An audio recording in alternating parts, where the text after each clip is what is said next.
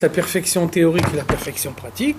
Néanmoins, on voit dans la pratique, comme un homme il fait une démonstration concrète de son truc, il est beaucoup plus crédible.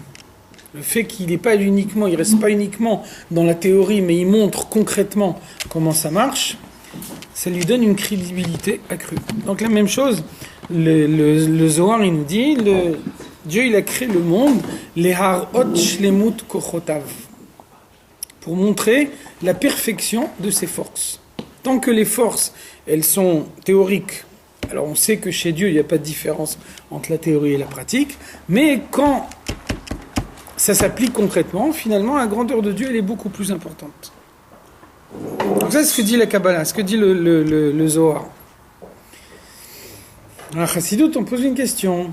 On dit finalement, la règle de la création, c'est le Tzimtzum. Ça veut dire le Tzimtzum, ça veut dire que Dieu, il se voile. Si Dieu, il se voile, c'est le contraire de la perfection. Donc finalement, non seulement la perfection, elle ne remplit pas la condition que le Zohar, il nous dit, mais on peut dire que la création du monde, elle va à l'encontre de ce que dit le Zohar. Quand Dieu, il existe dans une existence spirituelle, quand Dieu, il existe dans les mondes spirituels, à ce moment-là, le spirituel, il n'est pas conçu pour voiler Dieu. Donc, la perfection de Dieu, elle se voit. Après, Dieu, il arrive dans le monde matériel, et là, dans le monde matériel, il y a le Tzimtzum qui fait que Dieu, il ne se voit plus. Donc là, la perfection de Dieu, on ne la voit plus. Donc si on dit que Dieu, il a créé le monde pour mettre en évidence sa perfection, le monde, il ne montre pas la perfection de Dieu. Au contraire, dans le monde, Dieu, il se voile. Donc on voit que finalement, on n'a pas d'explication logique. On n'est pas capable de donner une raison logique pour laquelle Dieu, il a créé le monde. C'est pour ça que l'Admour Hazaken, il donne une autre explication. Il nous dit « Nitave akadosh baruch hu liotlo dira batartenim ». Pourquoi Dieu, il a créé le monde ? Parce qu'il avait envie. Ça veut dire qu'il avait envie, ça veut dire qu'il n'y a pas d'explication logique. Quand on dit « j'ai envie de faire telle chose », l'expression « j'ai envie », ça veut dire je ne peux pas expliquer. S'il y a une explication, je n'ai pas besoin d'avoir recours à une envie. Quand on parle d'une envie, c'est le terme même d'envie, il montre qu'il n'y a pas d'explication logique. En général, quand on a une envie, c'est pour combler un manque. Non. En général. Non. S'il y a un manque et qu'il s'agit de combler le manque, à ce moment-là, c'est une démarche raisonnée. J'ai un manque, je suis capable d'expliquer de quoi je manque. Et donc, quand j'explique de quoi je manque, alors, ce qui va me permettre de satisfaire mon besoin, c'est une explication logique à ce moment-là. Quand je dis j'ai envie de telle chose, c'est que j'ai pas d'explication logique. Au contraire, on a recours à la notion d'envie quand il n'y a plus d'explication. On dit pas Teva Tov. Alors, la même chose, Teva Tov Lehetiv, ça veut dire pourquoi Dieu il a besoin de faire du bien aux créatures matérielles. Pourquoi Dieu ne fait pas une existence uniquement spirituelle, qui ne voile pas sa présence, et finalement il peut faire du bien des créatures spirituelles, comme il fait des... Il donne à tout le monde, matériel comme spirituel. D'accord, mais pourquoi il donne aux créatures matérielles ? Parce que les créatures matérielles elles existent. Si maintenant, il crée un monde dans lequel les créatures matérielles n'existent pas, alors il n'y a que des créatures spirituelles, il peut faire du bien qu'aux créatures spirituelles.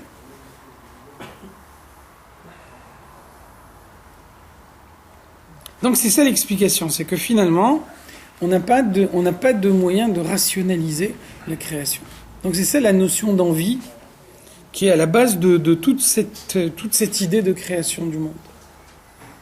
Une envie, c'est pas quelque chose de logique. Et autrement, justement, on emploie le terme d'envie pour quelque chose qu'on n'est pas capable de rationaliser. Donc, la base de la création, c'est le Tzimtzum. Ça veut dire istir ve'elim hakadosh baruch hu et hachayut shel haolam. Dieu, il a créé le monde de telle façon que la vitalité du monde, elle soit voilée. Elle se voit pas. Kedei sheya olam nire davar nifrad bifnei atzmo. Et donc le monde a été créé de telle façon que quand on regarde le monde, on a l'impression qu'il a une existence indépendante.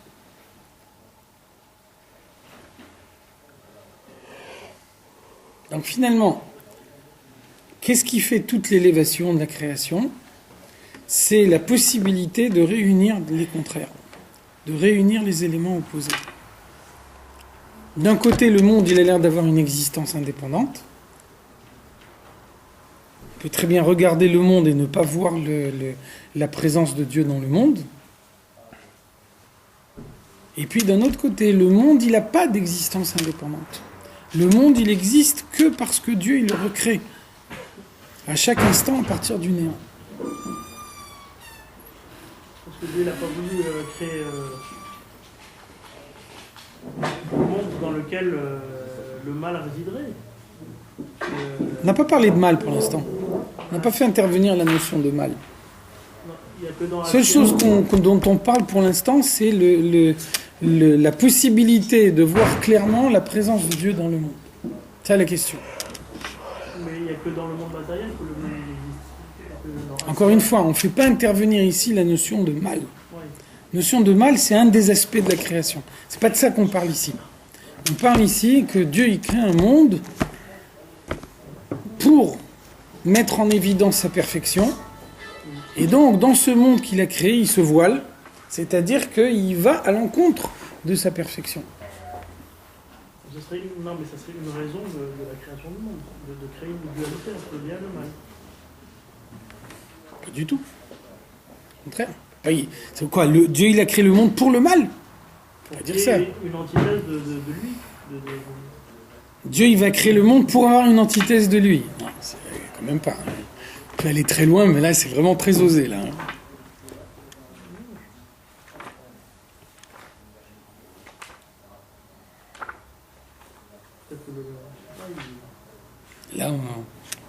Là, c'est de la science-fiction, là. Donc, Dieu il crée un monde qui a l'air d'avoir une existence indépendante. Inéhu yadou la kol, et donc tout le monde sait qui tachlit briat haolam bishvil idgalut malchuto yitbarech. Le but de la création du monde, c'est de mettre en évidence la royauté de Dieu dans un monde qui est conçu pour la cacher. Donc il y a les deux éléments à la fois.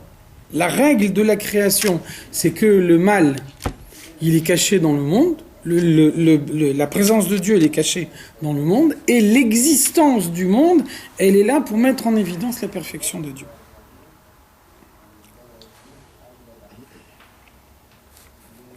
Be'en melech belo'am, donc Dieu, il règne sur le monde. Qu'est-ce que ça veut dire régner? Donc on a un principe, en melech belo'am.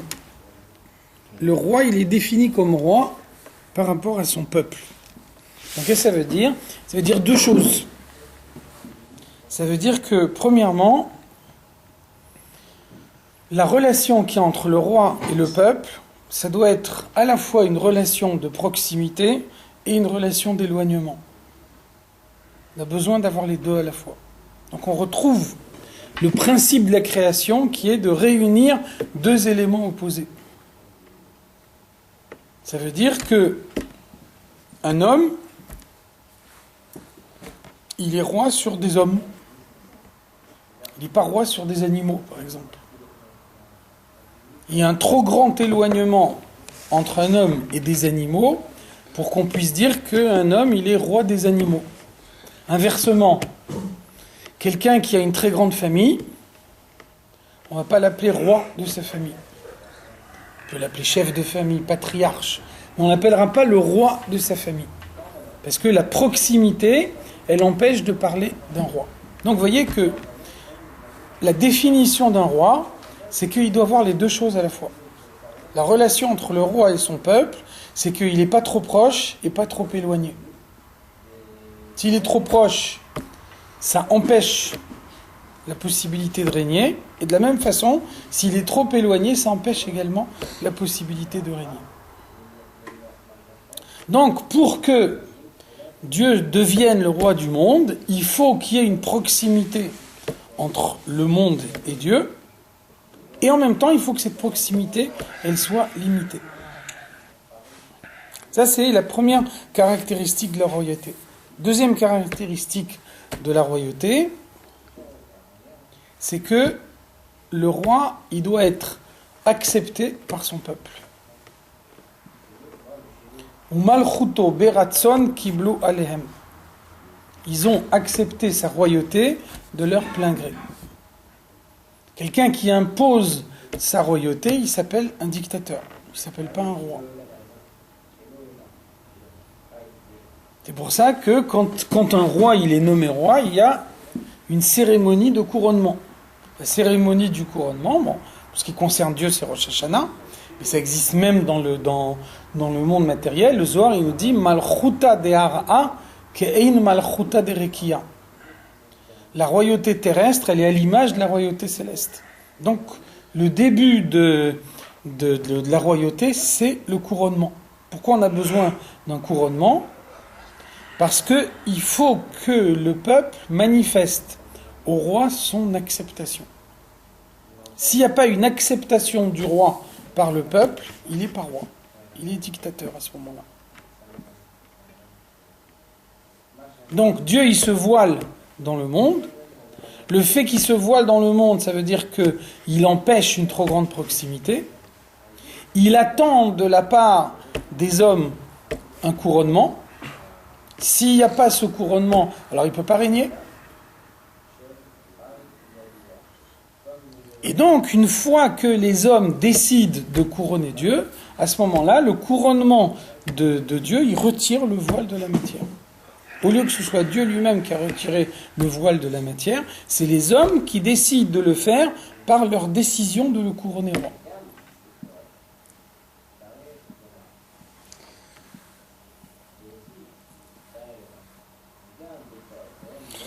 Pirouche Am, donc qu'est-ce que ça veut dire Am, un peuple, Milachon Omemut.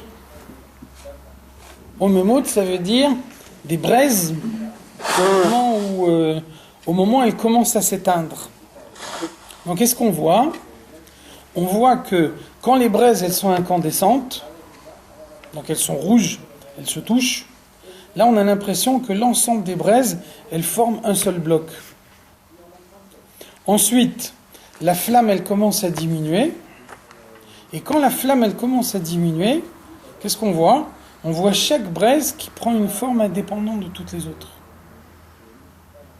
Quand elle brûle, il y a un feu. Le feu, il confond toutes les braises ensemble. Quand le feu, il diminue, au fur et à mesure que le feu, il diminue, les braises, elles réapparaissent. Donc ça s'appelle omemot. Des braises qui sont sur le point de s'éteindre. Omemot, c'est la même racine que am.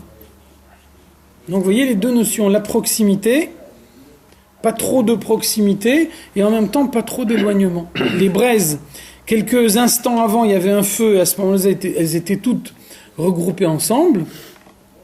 À ce moment-là, on ne les appelle pas omemot. Et puis après, le feu, il commence à s'éteindre, et quand le feu il commence à s'éteindre, chacune, elle prend une existence indépendante. On voit bien comment chaque braise se distingue de toutes les autres braises. Et c'est ça un peuple. Un peuple, c'est des hommes qui sont différents les uns des autres et qui en même temps ont tous un rapport entre eux. On ne peut pas voir un peuple qui est constitué moitié d'hommes, moitié d'animaux. Dans un peuple, il doit y avoir une relation de proximité entre tous ceux qui constituent le peuple. Et il y a également une relation à la fois de proximité et d'éloignement entre le peuple et le roi. Donc Dieu il crée le monde en se voilant dans le monde de façon à provoquer de la part des créatures le couronnement du roi. Quelle est la proximité qu'on a avec Dieu ? Jusqu'à un certain point. Exactement comme un sujet avec un roi. Un roi, il est de chair et d'os. Et pareil, le peuple. Mais à Kadosh Baruch Hu, c'est quoi la... Ça veut dire quand même que quand tu fais la tefila, tu t'adresses à Dieu. Quand tu as un besoin matériel, dans le Shmoneh Esrei, tu demandes à Dieu de satisfaire ce besoin. Donc ça fait quand même appel à une certaine proximité. Moi, je dirais plutôt quel est l'éloignement, quelque part. Parce que tout le monde ait la chance de pouvoir accéder au roi, c'est impossible. Justement, tu vois bien qu'il y a les deux choses à la fois. D'un côté, il y a une proximité avec le roi qui fait que 3 fois par jour, on peut prier et s'adresser à lui directement, sans intermédiaire, et lui demander tout ce qu'on a besoin, etc. Et en même temps, parallèlement à cette proximité, il y a aussi un éloignement qui fait que la présence de Dieu, elle n'est pas évidente, au point que quelqu'un qui veut dire Dieu, il n'existe pas, il peut parfaitement le dire. Donc il y a bien les deux choses à la fois. Il y a et la relation de proximité et la relation d'éloignement. Donc la présence de la relation de proximité et de la relation d'éloignement, elle crée un peuple. Et donc à partir du moment où il y a un peuple, il peut y avoir entre Dieu et le monde une relation entre le roi et son peuple. Quand vous dites qu'il y a un couronnement, c'est ce qu'il faut comprendre en se disant c'est avec les mitzvot, avec l'acceptation. Non, attention, le couronnement c'est Rosh Hashanah. Le couronnement c'est spécifiquement Rosh Hashanah. C'est pour ça que dans la Kabbalah et dans la Chassidoute, on explique que à la veille de Rosh Hashanah, le monde il retourne au stade initial. L'existence du monde elle est réduite sous la forme d'un point.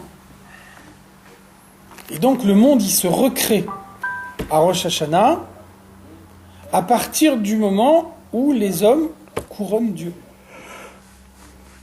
Ça veut dire que si par exemple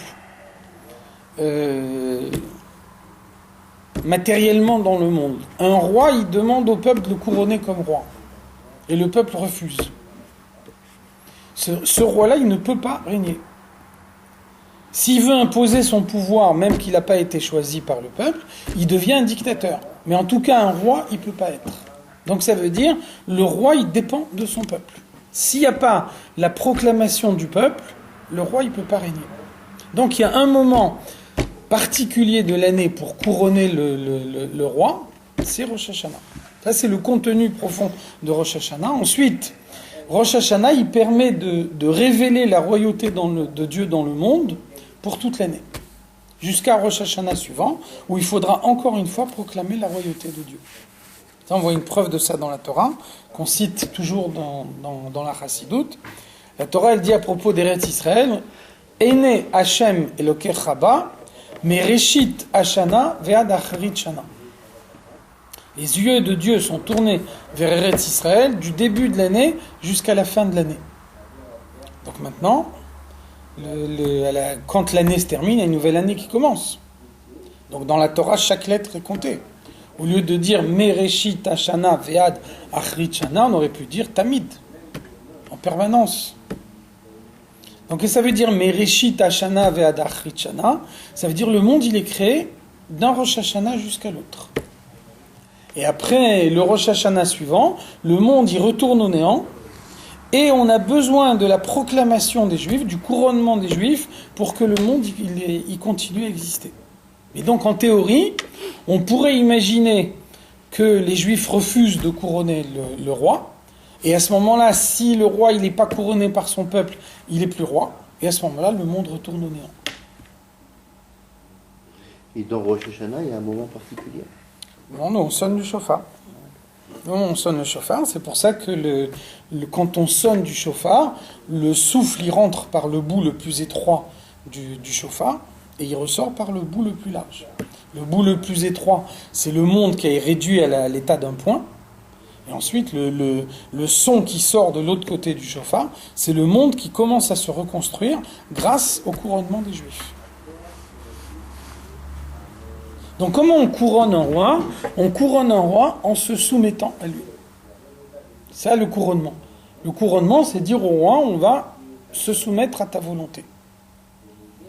Donc le but de Rosh Hashanah, c'est de se soumettre à Dieu, de montrer à Dieu qu'on se soumet à lui. Et donc, au moment où on se soumet à lui, il renouvelle la création. Ça veut dire que la soumission, elle est nécessaire toute l'année, mais la soumission de l'année, c'est un préalable à l'action.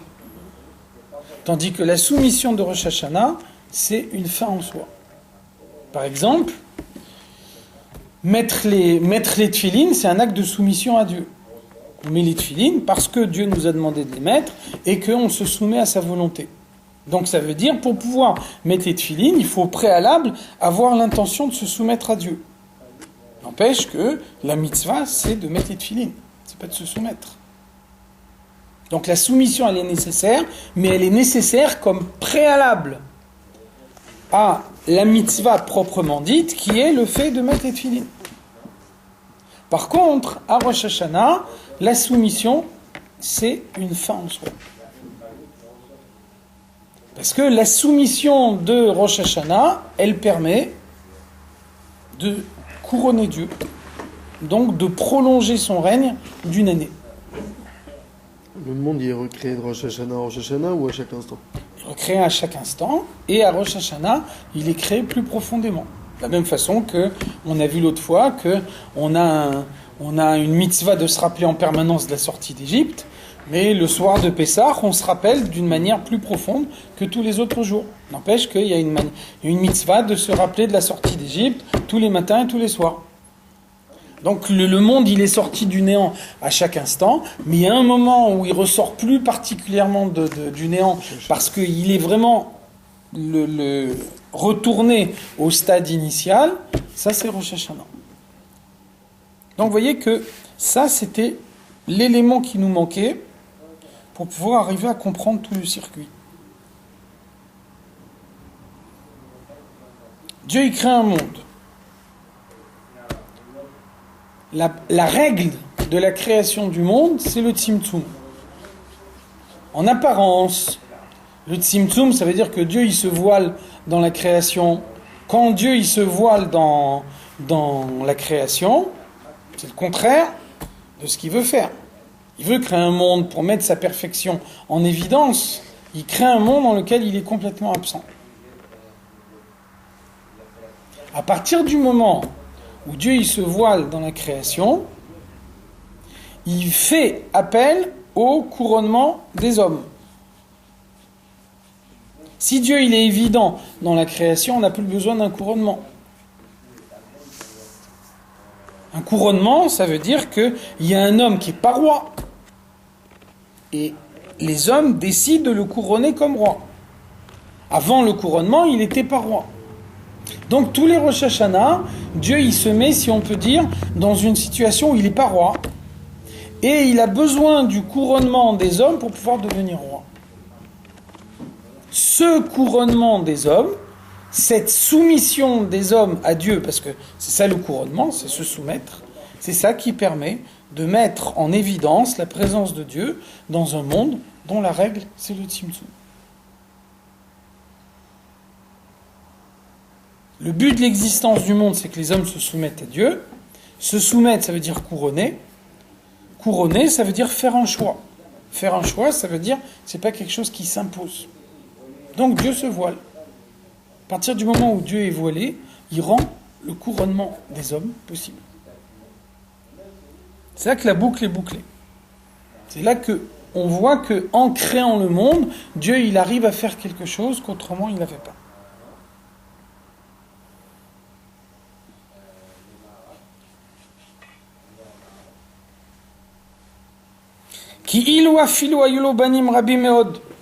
Un homme qui a un très très grand nombre d'enfants, lo shair shem mlucha alehem. On dira c'est un chef de famille, on dira c'est le patriarche de sa famille, mais on ne dira pas c'est le roi de sa famille.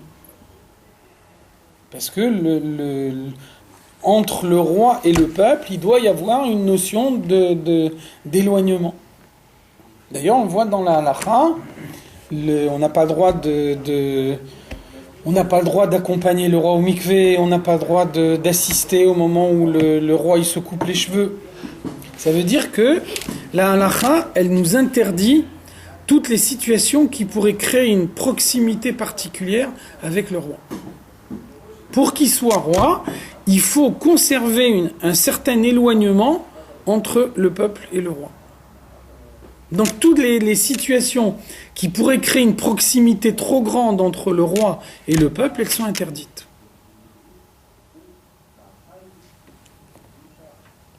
Donc c'est pour ça, un homme qui a une très grande famille, on ne l'appellera pas un roi. Vechen afilu al sarim levadam. On ne peut pas imaginer que par exemple le roi est le roi de ses ministres, ou bien le roi des princes. Le roi, c'est le roi de tout le peuple, avec tout ce qui constitue le peuple. Rag berov am dafka hadrat melech. Pour ça qu'on dit l'honneur du roi, c'est en présence d'une foule nombreuse. Une foule nombreuse, ça veut dire tout le peuple.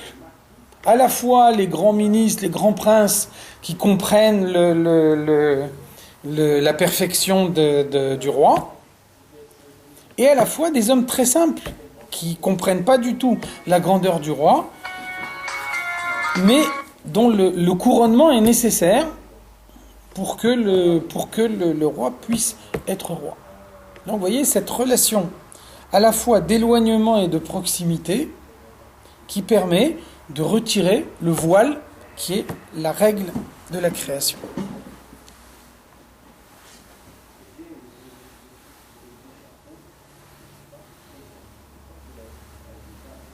Veshem amore al midat malchuto yidbarer, le nom de Dieu qui correspond à sa royauté.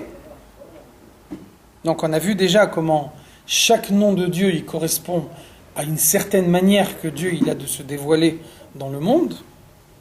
On n'a pas un nom qui fait allusion à l'essence de Dieu. Hein, Dieu il se dévoile à Moshe Rabbeinu sur le buisson ardent. Il dit les filles ma'asai ani nikra. Moi j'ai un nom en fonction de mes actions, en fonction du fait que je fais telle chose ou telle chose à tel moment, je porte tel nom ou tel autre nom. Donc il y a un nom de Dieu qui correspond à cet attribut de royauté, Shem Adnout. Vous voyez que c'est le nom le plus courant, celui qu'on utilise dans la prière. Donc et ça veut dire Adne, Adon, le maître. C'est le roi. Kihu Adon Kol Haaretz. Donc voilà le but de la création. Là on arrive à la véritable explication. Le but de la création, c'est que Dieu puisse être le maître de la terre. Et ça justifie le voile, parce que être le maître de la terre, ça veut dire être accepté comme le maître. Alors que si Dieu n'est pas voilé, il s'impose comme le maître, et le fait de s'imposer comme le maître, ça fait de lui un dictateur. C'est plus un roi. Donc pour que le roi soit un roi, pour qu'il se dévoile comme un roi, il faut qu'il ne soit pas dévoilé, de façon à ce que, au moment du couronnement, les hommes le couronnent de leur plein gré. Comme matériellement dans le monde, on a besoin d'un couronnement pour montrer que tout le peuple accepte le roi, qui se soumet au roi. Si les conditions sont telles que le peuple ne peut pas faire autrement, donc le couronnement c'est un simulacre. Pour que le couronnement soit un vrai couronnement, ça veut dire que on pourrait faire autrement. On pourrait ne pas couronner le roi. Et donc le peuple couronne le roi de son plein gré. Ça s'appelle un couronnement. Donc voilà le vrai but de la création. Ça, c'est la réponse à toutes les questions qu'on a posées avant. Le monde, il a été créé pour que les hommes puissent couronner Dieu. Et donc tous les détails de la création sont agencés de telle façon que le couronnement soit toujours possible.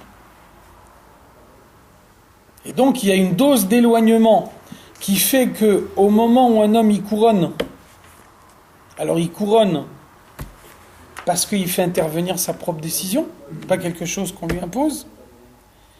Et en même temps, il y a aussi une certaine dose de proximité qui fait qu'il peut y avoir une relation directe entre l'homme et Dieu, à tout moment, dans la création, qui n'est pas contradictoire avec le fait que Dieu il règne sur le monde. Donc on peut avoir les deux choses à la fois. Ça veut dire que si Dieu il remet le monde au néant, il n'aurait jamais été couronné. Ouais. L'existence du monde, le retour du monde au néant, il peut avoir une valeur rétroactive.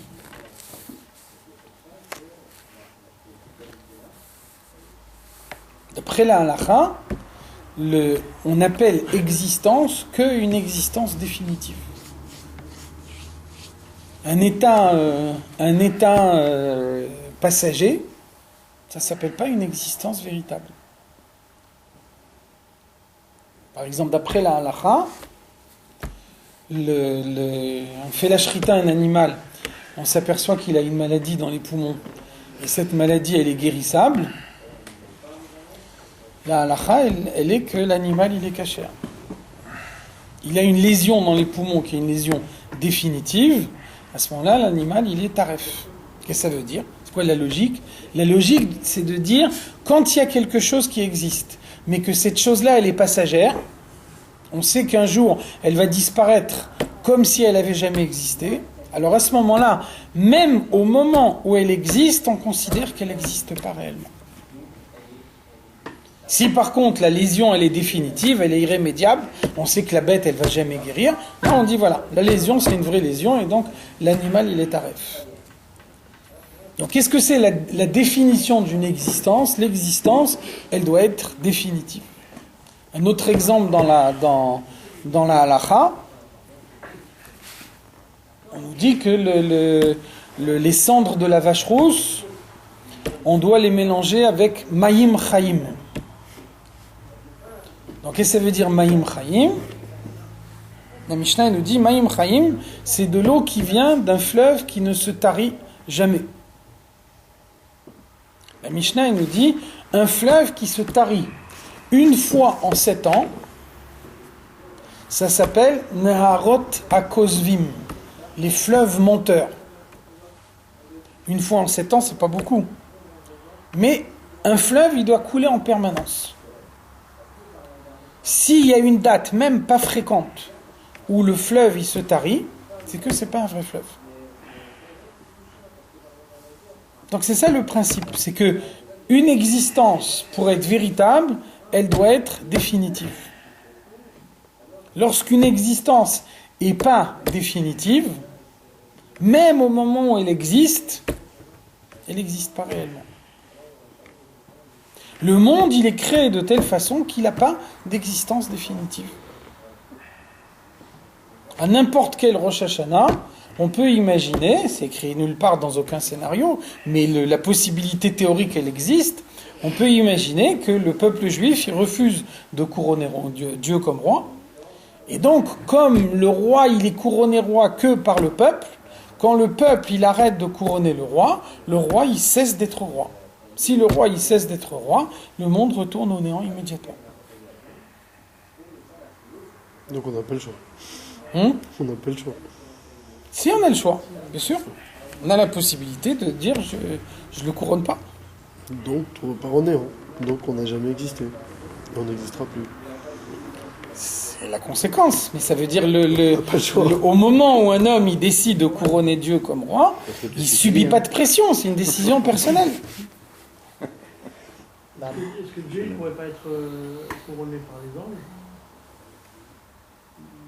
Obligatoirement couronné par... Les anges n'ont pas le libre arbitre. Pour pouvoir couronner, il faut avoir le libre arbitre.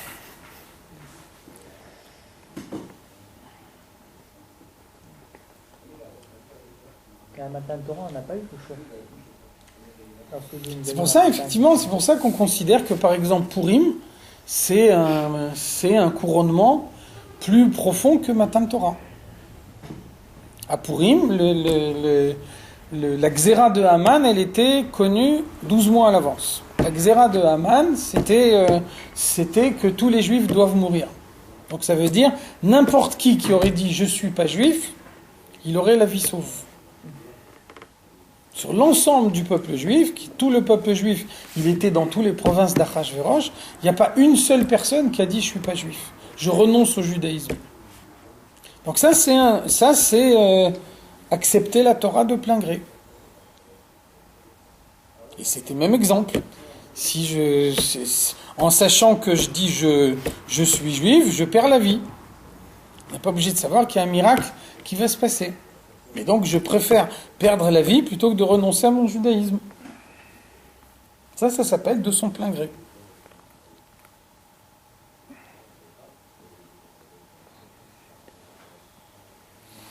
Kimidazu, donc cet attribut, l'attribut de royauté, Malchut, Veshemze, et le nom Adné, qui est le nom de Dieu, qui correspond à l'attribut de Malchut, Hem amehavian amkaimin aolam, liyot olam kamut sheu arshav.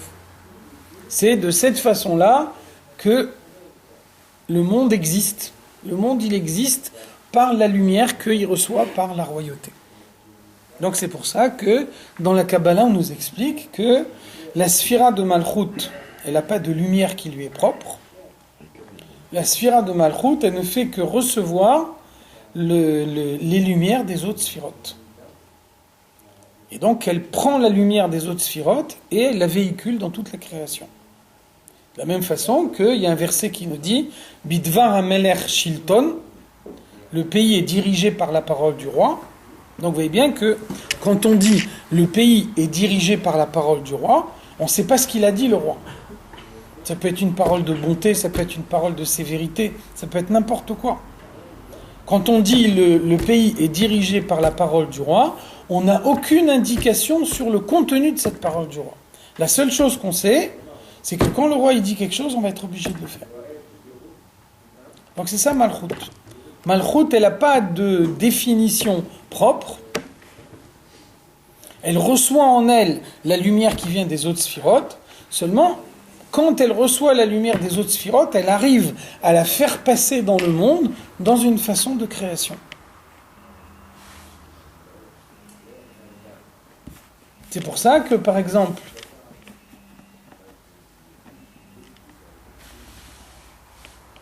celui qui représente Sfirat HaMalchut concrètement dans le monde, celui qui a une royauté éternelle, c'est le roi David. Donc la Gemara nous dit, normalement, David, il aurait dû être mort-né. Normalement, il aurait dû mourir à la naissance, il aurait dû être mort-né. Et donc, pourquoi David, il a vécu 70 ans? C'est parce que Adam Arishon lui a offert 70 ans. Adam Arishon, il aurait dû vivre 1000 ans, et il a vécu seulement 930 ans. Et donc, les 70 ans de différence, il les a fait cadeau à David Amelech. Même également, si vous regardez tous les Avram, Yitzhak et Yaakov, si tous les trois ils avaient vécu 185 ans, ce qui est comme Avraham, si vous faites la soustraction de ce qu'ils ont vécu en moins, Yitzhak et Yaakov, vous trouvez également 70 ans. Donc dans la Chassidut, on nous dit, les Avot, ils ont donné à Adam Arishon Chaim Pnimim, la vitalité profonde. Adam Arishon, il a donné à David Amelech Chaim Chitzonim, la vitalité superficielle. En tout cas, qu'est-ce qu'on voit? Que David Amelech par lui-même, il n'a rien. Et toute la vitalité de David Amelech, c'est une vitalité qu'on lui a fait cadeau. Pourquoi? Parce que David Amelech, il représente Sfirat HaMalchut dans le monde, et Sfirat HaMalchut par elle-même, elle n'a pas de lumière. Toute la lumière de Sfirat HaMalchut, c'est une lumière que les autres Sfirotes lui ont donnée. Donc c'est ça ce que ça veut dire Adné. Le Shem Adné, il fait allusion à Sfirat HaMalchut. Et Sfirat HaMalchut, c'est une sphira particulière parmi toutes les autres sphirotes. C'est que toutes les autres sphirotes, elles restent à leur place. Elles ont une lumière qui leur est propre. Cette lumière, elle a une définition précise. Alors que Sfirat HaMalchut, elle n'a pas de lumière qui lui est propre. Elle ne fait que recevoir la lumière des autres. Et Sfirat HaMalchut, elle a un mouvement permanent de va-et-vient, de monter et de descendre. Elle prend la lumière, elle la fait descendre dans la création, et ensuite elle fait remonter vers Dieu ce que les hommes ils ont fait avec cette lumière.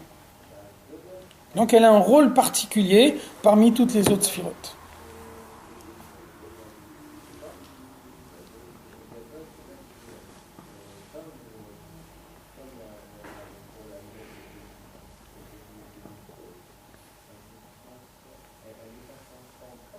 Liot olam kamot sheu arshav. Donc, dans la sphira de Malchut, on a dit la royauté c'est aussi l'éloignement. Le peuple, il doit se tenir à une certaine distance du roi. Et donc, la sphira de Malchut, elle fait que il y a une certaine distance entre le monde et Dieu. Yesh gamo vedavar nifrad bifnei atzmo. Comme le monde ne vit pas directement de la sphira de Chesed ou de la sphira de Gvura, mais il y a l'écran de Malchut qui est entre Chesed et le monde. Par exemple, Dieu il veut faire un acte de bonté dans le monde. La lumière de Chesed, elle va rentrer dans Malchut, et c'est Malchut qui va amener la lumière de Chesed dans le monde. Dieu il veut faire un acte de Gvura dans le monde, il va introduire cette lumière de Gvura dans Malchut, et c'est Malchut qui va apporter Gvura au monde. Qu'est-ce que c'est la conséquence ?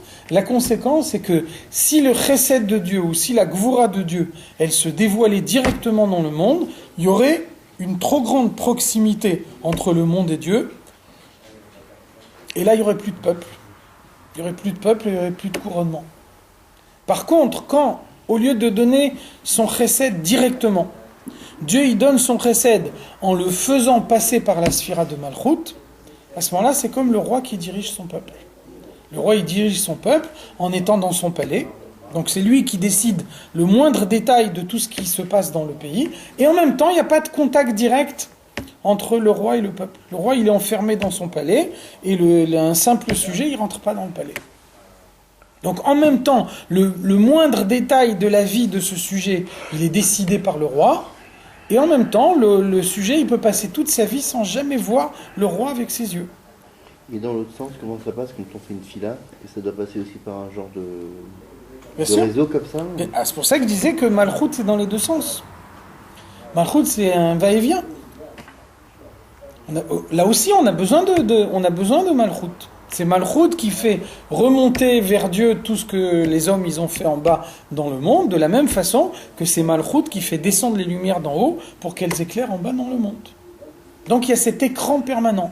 Et cet écran permanent, il empêche une trop grande proximité et il fait que le couronnement il devient possible. Donc est-ce qu'on peut dire que Malchut c'est un Tzimtzum? Le Tzimtzum il est avant Malchut. Malchut c'est une sphira. Malchut, c'est une sphira. Une sphira, ça veut dire un attribut de Dieu, une façon que Dieu il a de se dévoiler dans le monde. Ça veut dire que comme il y a par exemple une force de l'esprit qui s'appelle Chesed, Chesed, ça veut dire je vois quelqu'un, j'ai envie de faire du bien à celui que je vois. De la même façon, il y a aussi une tournure d'esprit qui s'appelle Malchut. Ça veut dire, je prends une certaine distance et je fais des choses en étant à distance, sans me dévoiler pleinement par rapport à l'endroit dans lequel je veux agir. C'est une tournure d'esprit. Mais elle fait un peu le travail du Tzimtzum. Le Tzimtzum, il est déjà fait. Les sphirotes, elles peuvent exister que parce que le Tzimtzum, il est déjà fait. Qu'est-ce que veut dire une sphira? Une sphira, ça veut dire on concentre la lumière de Dieu dans le sens de Chesed. Si on se place avant le Tzimtzum, la notion même de Chesed, elle n'a pas de sens. À partir du moment où tu peux dire le Chesed de Dieu, la Gvura de Dieu, le fait que tu peux utiliser cette expression-là, ça veut dire que le Tzimtzum, il a déjà eu lieu. Sinon, ça n'aurait pas de sens. Donc, vous voyez qu'est-ce que c'est l'effet de cette Sfirat HaMalchut? Le monde, il a l'air Yesh Gamour. Il a l'air d'avoir une existence totalement indépendante, d'avoir Nifrad Bifnei Atzmo. Il a l'air d'être complètement séparé de Dieu. Ve'eno Batel Bimtziut Mamash. Il n'est pas soumis à Dieu, il ne perd pas son existence devant Dieu. Il a l'air d'avoir une existence totalement indépendante. Par contre, Beistalkut Midazu, si on retirait Sfirat HaMalchut, si, comme on disait tout à l'heure, il y avait une projection directe du Chesed de Dieu dans le monde qui ne passe pas par Sfirat HaMalchut. Aya Haolam Choser Limkoro. le monde il reviendrait à ce qu'il est dans sa source. Le chesed de Dieu qui se dévoile directement dans le monde, il aurait créé une proximité entre le monde et Dieu qui fait que la création devient impossible. Pour reprendre l'exemple qu'on a vu l'autre fois, un enfant il est dans le ventre de sa mère, il n'a pas d'existence indépendante. À partir du moment où il sort du ventre de sa mère, il a une existence indépendante, il devient une autre personne, il n'est plus la même personne que sa mère. Donc si on pouvait dévoiler le chesed de Dieu directement dans le monde sans passer par Sfirat HaMalchut, c'est un peu comme si l'enfant il retournait dans le ventre de sa mère. Et après être né, après avoir acquis une existence indépendante, alors il la perd et il redevient la non-existence qu'il était avant sa naissance. Donc c'est pour ça que la règle du monde, c'est que tout passe par Sfirat HaMalchut. C'est pour ça que le verset nous dit Malchutra, Malchut Kol Olamim. Dans tous les mondes, tout ce qui se passe, ça passe par Malchut. On a besoin de l'écran de Malchut pour que d'un côté, Dieu il intervienne directement dans le monde, de la même façon que le roi il règle le moindre détail de ce qui se passe dans le monde. Tout ce qui se passe dans le royaume, tous les détails du royaume, tout ça est décidé par le roi. Et puis en même temps, le roi il est enfermé dans son palais et les sujets ne le voient pas. Les sujets n'ont pas de contact physique avec lui. Donc il est omniprésent et en même temps personne ne le voit. C'est ça Sfirat HaMalchut. Dieu il est partout. Dieu il règle le moindre détail de tout ce qui se passe dans le monde et en même temps Dieu il est voilé au sein de la matière. Ça fait que le monde a l'air d'avoir une existence indépendante et quand les hommes se soumettent à Dieu, ils se soumettent à Dieu de leur plein gré.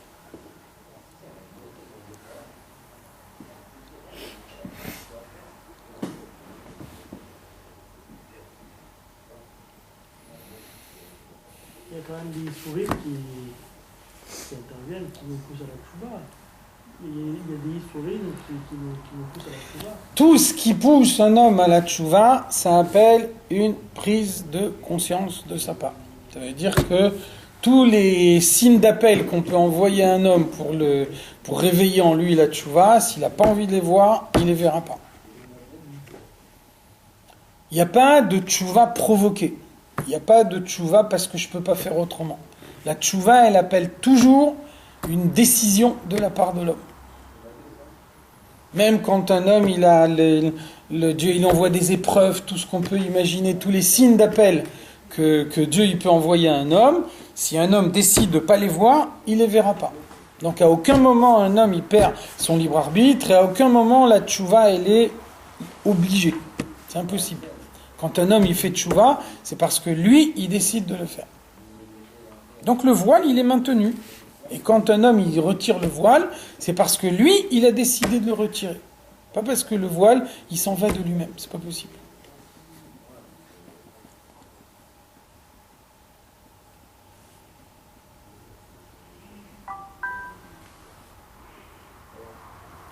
Donc c'est pour ça on nous dit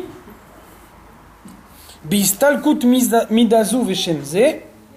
Si Dieu il n'avait pas donné ce rôle central à la tribu de Malchut et donc au nom Adné qui correspond à la tribu de Malchut Chas v'Shalom, Aya Olam Choser Limkoro, le monde retournerait à sa source, Bidvar Hashem, tel qu'il est dans la parole de Dieu, Veruach Pi Vidbarer, on a vu déjà la dernière fois la différence entre la parole et le souffle.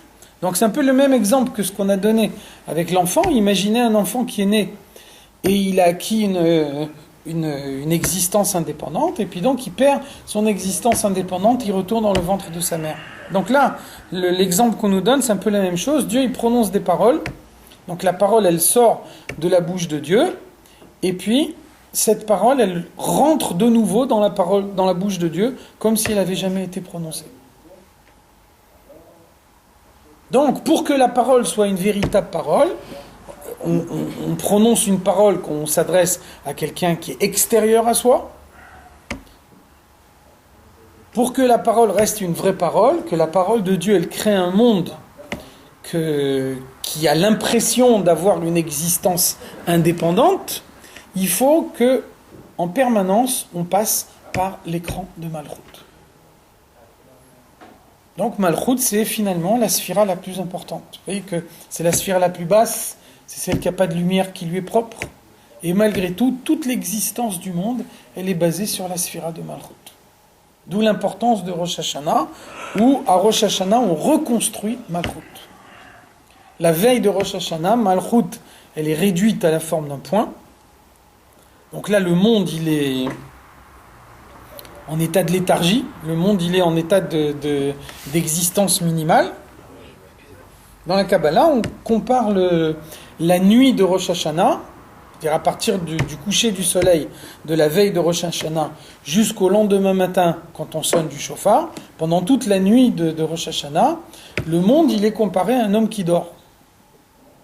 Un homme qui dort, il est capable uniquement d'avoir les fonctions vitales de son corps. Il peut respirer, il peut digérer, par contre, il ne peut pas éprouver un sentiment, il ne peut pas réfléchir, il ne peut pas construire un raisonnement. Donc finalement, quand on dort, tout ce qu'on fait pendant qu'on dort, c'est ce qui empêche de mourir. C'est tout. Donc ça, c'est l'existence du monde pendant la nuit de Rosh Hashanah. Pourquoi ? Parce que Malchut est réduit à l'état d'un point et elle ne peut pas fonctionner. Donc quand Malchut ne fonctionne pas, le monde ne fonctionne pas dans son ensemble. Vous voyez que toute la création, elle est basée sur Malchut. Et vous voyez qu'avec ça, on a tout expliqué.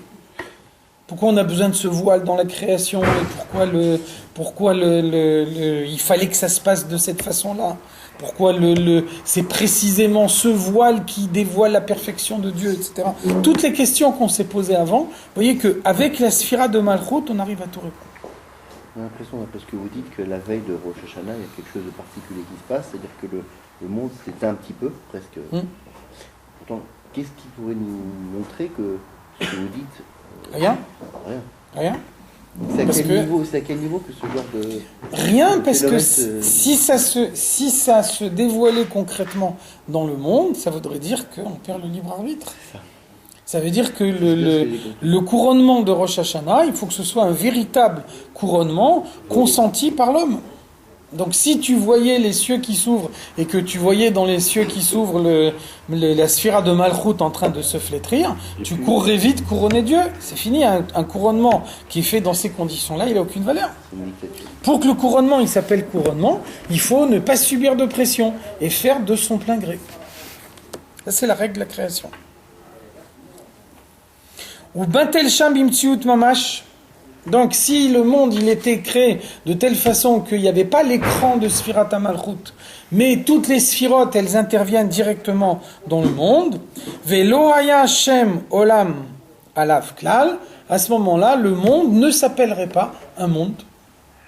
Olam, on a vu avant, Olam c'est de la même racine que Elem, le voile. Donc un monde dans lequel il n'y a pas de voile, c'est pas un monde. Pour que le monde soit un monde, il faut que l'action de l'homme soit basée uniquement sur sa propre décision. Non pas sur quelque chose qui est acquis par la contrainte. V'hine, geder prinat shem olam, nofel al prinat makom ou prinat zman davka. Qu'est-ce qu'on voit ? Quand le monde il est créé, le monde il se décline en deux dimensions, le temps et l'espace. Prinat makom ou mizrach ou ma'arav tzafon vedarom. Qu'est-ce que ça veut dire l'espace ? Ça veut dire le nord, le sud, l'est, l'ouest, les 4 points cardinaux. Ma'ala ou mata, le haut et le bas. 6 dimensions. Prinat zman, qu'est-ce que c'est le temps ? Avar, ové, ve'atid. Le passé, le présent et le futur. Là, c'est les 2 dimensions dans lesquelles le monde est inscrit. Hine kol prinot elu en lahen shaychut bemidot akdoshot ha'elyonot. Qu'est-ce qu'on voit ? On voit que toutes les sphirotes, à l'exception de Malchut, n'ont pas les dimensions du temps et de l'espace. C'est uniquement dans la sphira de Malchut que Dieu introduit l'espace et le temps. Donc comme l'existence du monde, c'est l'espace et le temps, et que dans les sphirotes, à l'exception de Malchut, le temps et l'espace n'existent pas, s'il y avait une projection directe des autres sphirotes dans le monde il exploserait. Le monde, il a besoin pour exister d'être inscrit dans le temps et dans l'espace. S'il y avait une sphira qui n'est pas soumise au temps et à l'espace, qui pouvait se dévoiler directement dans le monde n'existerait plus. Alors pourquoi Malchut, elle prend en compte le temps et l'espace? Parce que je vous disais tout à l'heure que toutes les autres sphirotes, elles ont une place fixe. Donc dans la mesure où elles sont toujours au même endroit, il n'y a pas d'avancement dans le temps, il n'y a pas non plus d'avancement dans l'espace. La sphira de Malchut, elle descend et elle monte en permanence. Donc, la tombée de la nuit, c'est le moment où Malchut, elle quitte le monde d'Atsilut et elle commence à descendre en bas vers le monde. Chatzot, le milieu de la nuit, c'est le moment où Malchut d'Atsilut, elle touche le monde matériel. Le lever du jour, c'est le moment où Malchut d'Atsilut, elle a réintégré le monde d'Atsilut. Donc vous voyez que son mouvement permanent, il décrit le temps.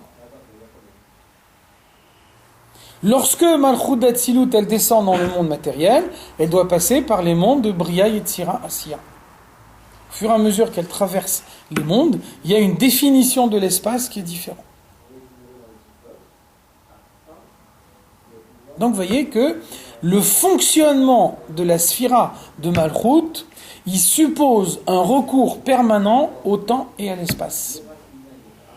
Les autres sphirotes, elles sont toujours à leur place, elles ne bougent pas, elles n'avancent pas, elles fonctionnent toujours de la même façon, donc elles font abstraction du temps et de l'espace. La définition de l'existence du monde, c'est qu'il est inscrit dans le temps et dans l'espace. Lorsque, si on pouvait imaginer que Chesed se dévoile directement dans le monde, à ce moment-là, on dévoile dans le monde qui est inscrit dans le temps et dans l'espace quelque chose qui n'est pas soumis au temps et à l'espace, et là le monde il explose. Par contre, lorsque Dieu veut envoyer un chesed au monde, il fait passer ce chesed dans Malchut, et c'est Malchut qui apporte chesed au monde. Le fait que le chesed il est passé dans Malchut, ça fait que le chesed il va s'inscrire dans le temps et dans l'espace.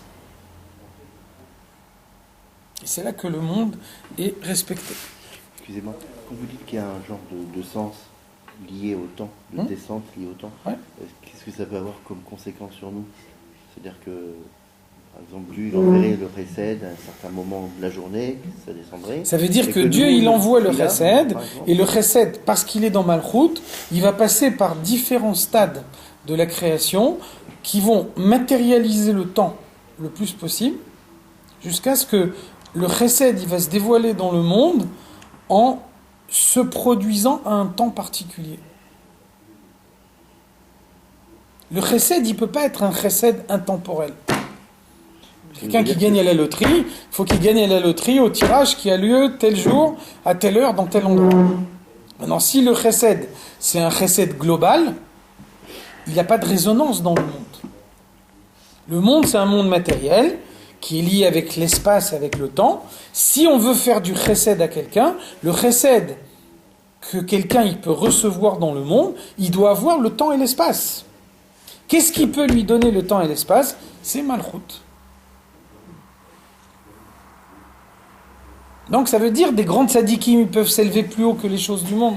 Mais quand nous on reçoit un chesed dans le monde, on a besoin qu'il se dévoile dans le temps et dans l'espace.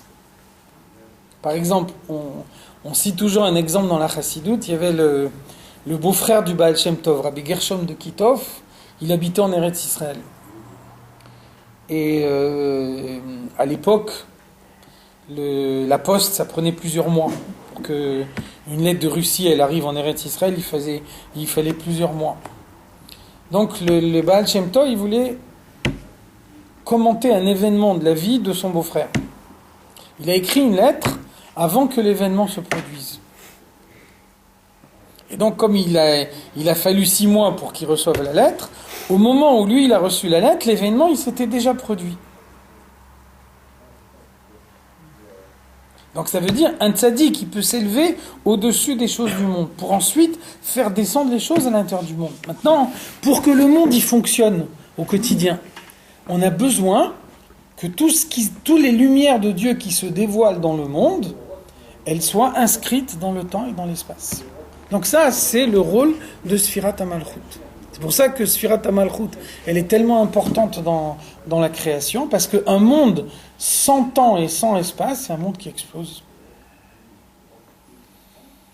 Le chesed, il peut être chesed que dans la mesure où il se passe dans un endroit particulier et à un moment particulier. Sinon, c'est pas un chesed. Dans un monde matériel, le chesed, ça doit être un chesed matériel.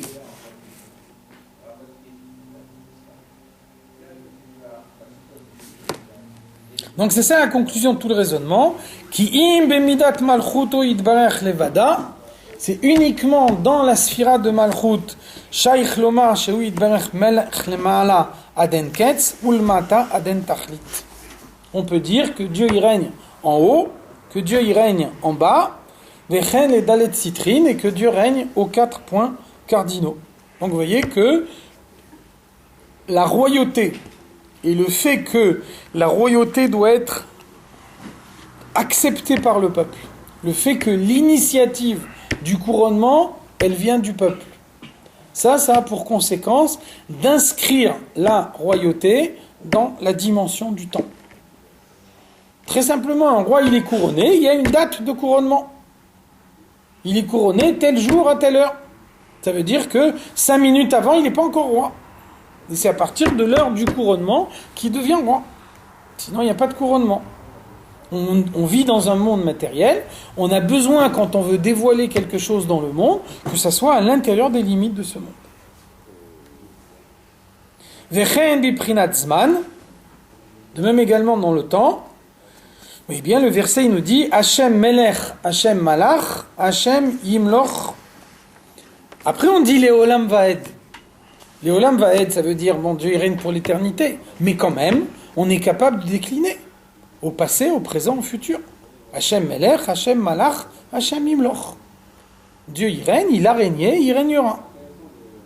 Donc, vous voyez que dans Sfirat HaMalchut, on a bien la prise en compte de l'espace et on a bien la prise en compte du temps.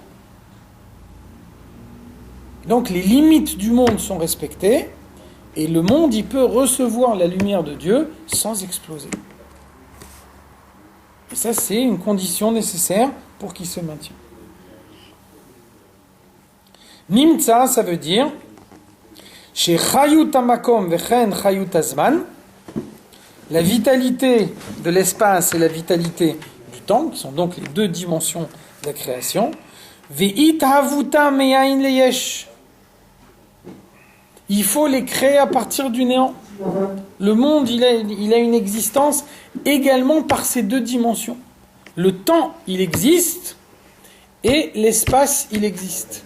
Ça veut dire que quand on dit que Dieu, il recrée le monde à partir du néant à chaque instant, ça implique qu'il recrée également le temps, et qu'il recrée également l'espace. Comme il y a une action permanente de Dieu pour créer le temps et l'espace, s'il y avait une projection dans le monde de quelque chose qui n'est pas soumis au temps et à l'espace, le monde n'y supporterait pas. Il faut que l'existence du monde, elle puisse être inscrite en permanence dans le temps et dans l'espace. Et ça, il n'y a que Sfirat HaMalchut qui peut donner ça au monde.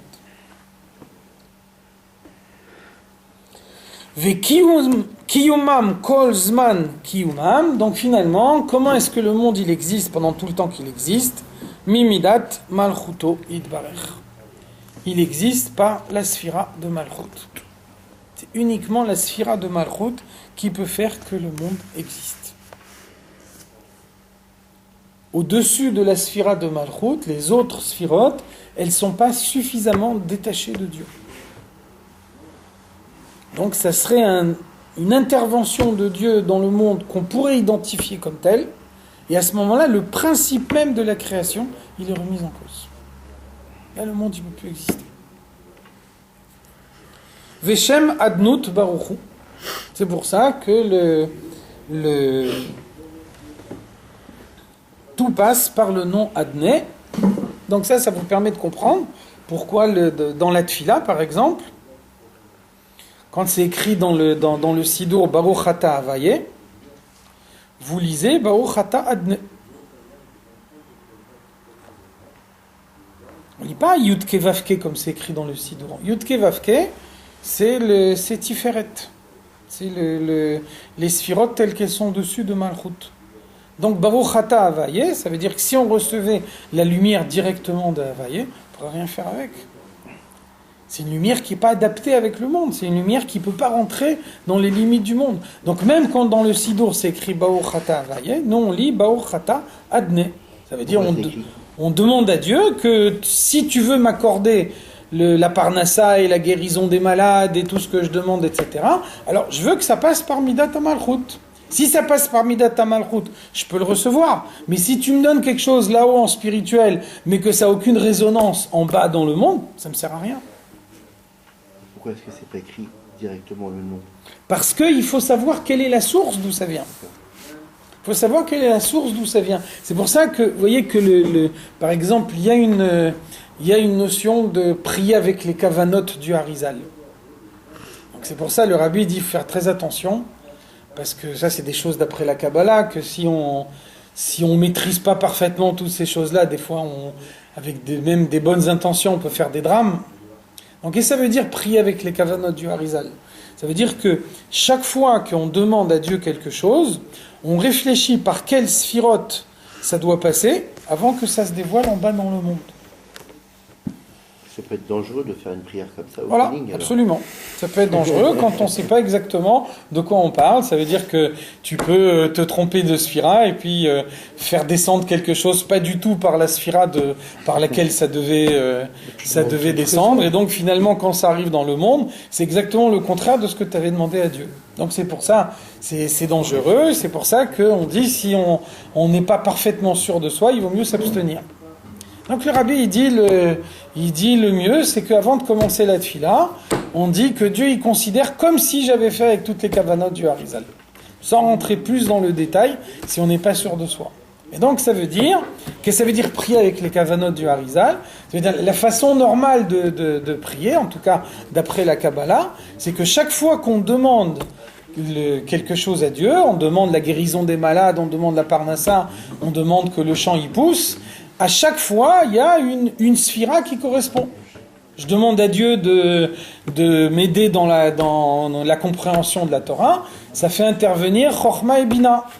Je demande à Dieu que le malade y guérit. Ça fait intervenir telle autre sphira. Donc ça veut dire, c'est important de savoir quel est le parcours de la lumière de Dieu avant qu'elle arrive en bas dans le monde. Mais en tout état de cause, quel que soit le parcours, la bracha, c'est toujours Baruch Ata Adné. Pour que la lumière, elle puisse arriver jusqu'à moi, il faut qu'elle passe par la sphira de Malchut. Si elle passe pas par la sphira de Malchut, à ce moment-là, elle a une forme qui n'est pas applicable dans le monde. Et là, elle peut avoir l'effet contraire de ce qu'elle devrait avoir. Juste une petite chose, si on disait Yudke Vavke, ça se rappelle à quelle sphira? Ça correspond à Tiferet. Veut dire Tiferet, c'est la splendeur, la synthèse entre Chesed et Gvura, le dévoilement de l'essence de Dieu dans le monde. C'est quelque chose qui est trop haut pour que le monde puisse le supporter. Donc quand c'est écrit Havaye, nous on lit Adné. On veut que ça passe par Malchut, parce que c'est uniquement Malchut qui a la possibilité de calculer ce que le monde y doit recevoir en fonction de ses besoins uniquement. Donc de cette façon-là, on voit comment la sphira de Malchut, c'est la clé de toute la création. C'est la réintroduction du temps et de l'espace à dans un dévoilement de Dieu qui, par nature, n'a pas les dimensions du temps et de l'espace. Et donc, de cette façon-là, on arrive à les réintroduire, et c'est uniquement dans la mesure où on les a réintroduits qu'ensuite ça peut avoir un effet concret dans le monde.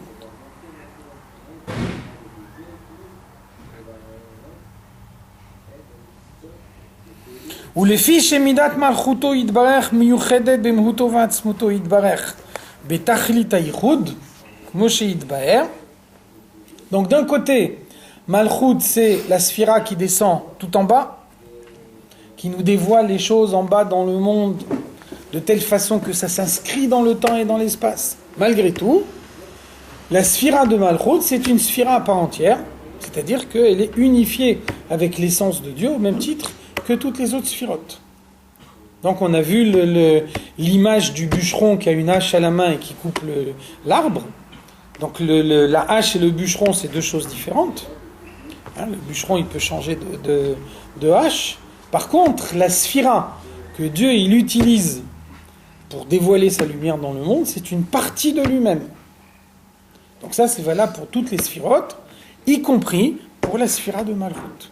Ça veut dire que la sphira de Malchut, elle est capable de dévoiler dans le monde un dévoilement de l'essence de Dieu qui est arrivé dans le monde, il va pouvoir s'inscrire dans le temps et dans l'espace.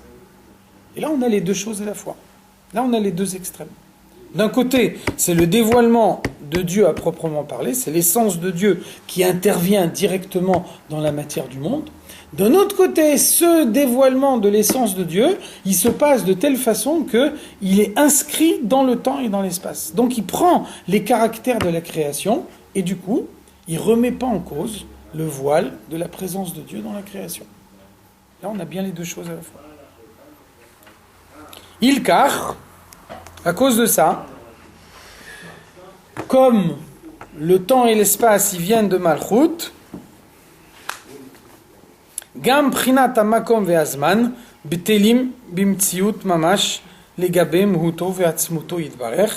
Donc on peut dire que le temps et l'espace n'ont pas d'existence indépendante. Le temps il est créé, l'espace il est créé, au même titre que tout ce qui est créé dans le monde. Et donc comme toutes les autres créatures qui n'ont pas d'existence indépendante et qui n'existent que par la lumière de Dieu qu'elles ont en elles, de la même façon, le temps et l'espace n'existent que par la lumière de Dieu qu'ils ont en eux, mais avec une particularité, c'est que le temps et l'espace, ils respectent le voile de la création. Et donc Dieu recrée en permanence le temps et l'espace de telle façon que cette création permanente, elle ne remet pas en cause le voile du Tzimtzum. Mais le temps et l'espace, ils ne sont pas inclus dans le monde. C'est des créatures à part entière. Comme il y a un acte de créer les végétaux, les minéraux, les animaux, il y a aussi un acte de créer le temps et l'espace. Le temps et l'espace, c'est les limites du monde. Une fois que le monde il est limité dans le temps et l'espace, alors il subit le voile. Et donc recréer en permanence le temps et l'espace, c'est à la fois avoir un dévoilement permanent de Dieu dans la création, et faire en sorte que ce dévoilement, il ne remet pas en cause le voile. On peut avoir les deux à la fois. Ça, c'est toute l'importance de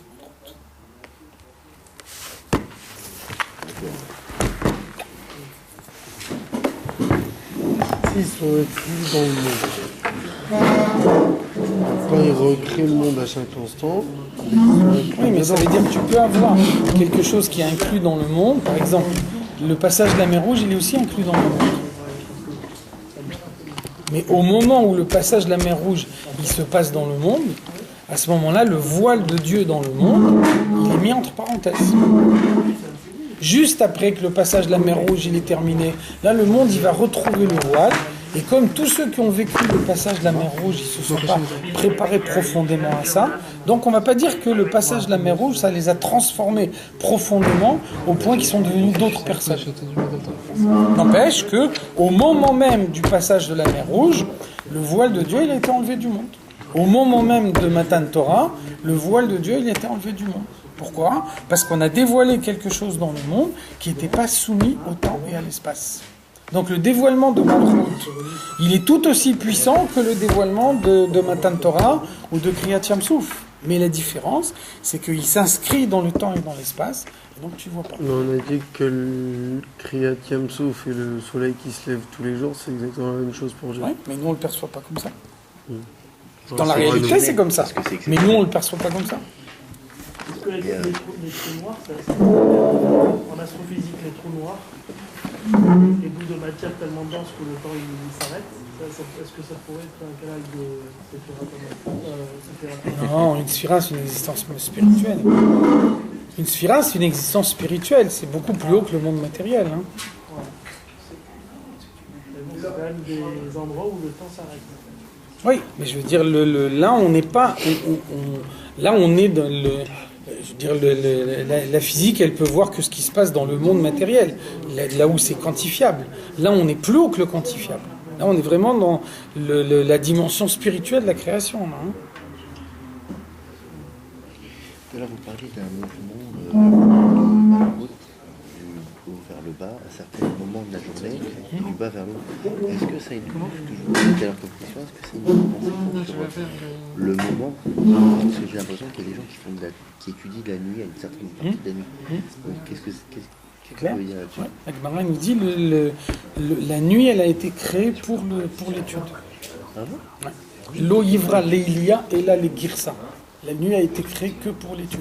Ça veut dire que quand il fait jour dans le monde, c'est plus un temps d'agir que d'étudier.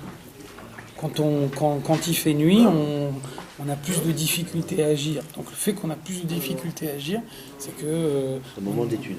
C'est un moment d'étude, c'est un moment de repli sur soi-même. C'est pour ça seulement, c'est pas par rapport à un effet de l'ascenseur, en fait. Si, c'est une conséquence de l'ascenseur. C'est-à-dire que l'ascenseur, il crée des périodes de jour et des périodes de nuit. Une fois que l'ascenseur il a créé des périodes de jour et des périodes de nuit, on doit avoir un comportement adapté au jour et un comportement adapté à la nuit. Le fait que c'est le jour, ça veut dire que Dieu il attend de moi des comportements de jour. Et le fait que c'est la nuit, c'est que Dieu il attend de moi des comportements de nuit. J'adapte mon comportement en fonction de ce que Dieu il me montre sur ce que je dois faire maintenant. Et dans la nuit, il y a aussi des périodes. Bien sûr, il y a le début de la nuit et la fin de la nuit. Et c'est mieux en fin de nuit. Le début de la nuit c'est Gvoura, la fin de la nuit c'est Chesed, bien sûr. Parce que j'ai essayé de vivre un coup et j'ai vu des oies.